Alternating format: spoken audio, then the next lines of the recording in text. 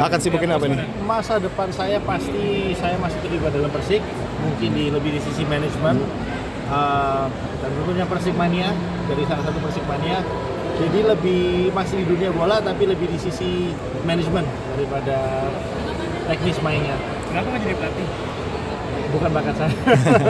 Enggak, bukan, tapi mungkin jadi pelatih itu pasti hal yang luar biasa ya. Saya sangat respect sama pelatih-pelatih, itu kerjaan yang sangat susah, tapi mungkin habis sekian lama jadi pemain sepak bola dengan tekanan, dengan tensi setiap minggu yang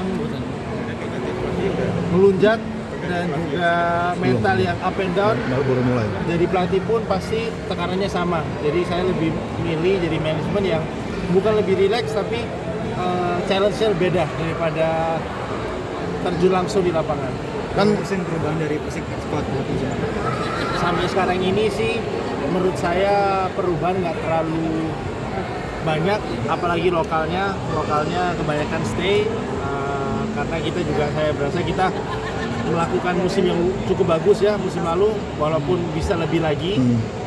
Mungkin dari pemain asing itu perubahannya cukup banyak. Oke. Ya. lagi penambahan 8 pemain asing.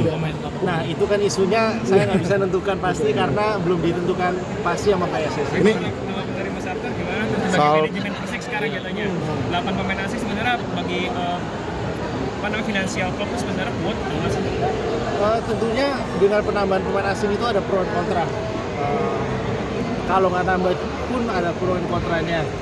Sekali lagi kalau saya dari Persik mungkin kita menyesuaikan kebijakan PSSI. Kalau emang itu jalan yang menurut PSSI terbaik, kita percaya itu yang terbaik, dan kita bakal melakukan itu juga. Tapi pasti kalau segi finansial nggak bisa ngomong juga karena tergantung harga asing yang kita ambil apakah yang mahal atau enggak, yang grade-nya lebih rendah, mungkin tergantung tim masing-masing. Apalagi kan ada faktor apakah 88 bisa main atau 2 di cadangan. ya betul. Jadi itu juga faktor yang kita harus pertimbangkan.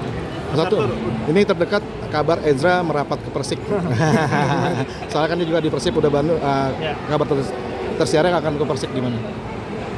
Ezra itu pemain yang sangat bagus. Saya pun udah melawan dia berapa kali maupun tim Persib dan selalu sulit lawan pemain dengan kualitas kayak Ezra. Dia tipikal yang bisa mencetak gol, bisa melakukan assist dan ada end product yang sangat bagus, dan tentunya pemain ofensif yang sangat high teknik ya. Jadi kalau emang rezekinya dia di Persik, pasti ya puji Tuhan buat saya.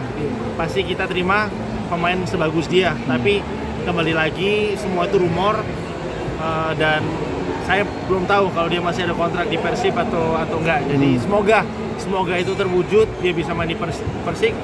Siapapun pemain hebat kayak dia pasti welcome lah di Persik. Jadi kenapa cabut Mas?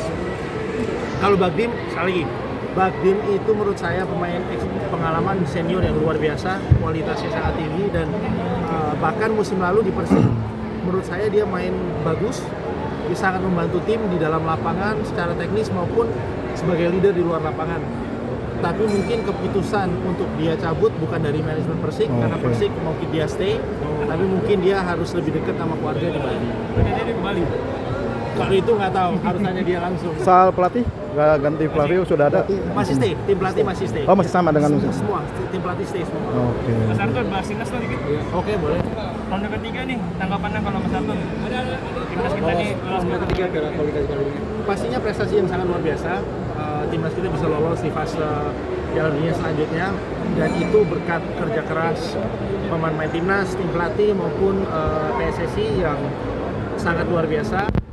Dan pas lawan Filipina ini saya lihat timnas kita main sangat bagus, dan tentunya naturalisasi dan pemain yang nggak naturalisasi yang saya lihat itu semua pakai hati, itu yang penting, dan semua main demi lambang di dada, dan itu yang penting.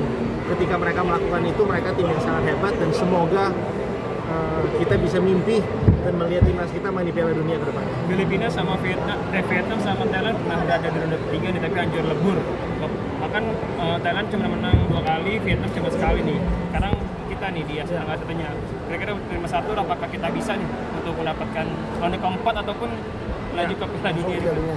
Pasti maunya kita semua masyarakat Indonesia agar mereka bisa melanjutkan prestasi mereka di kualifikasi Piala Dunia.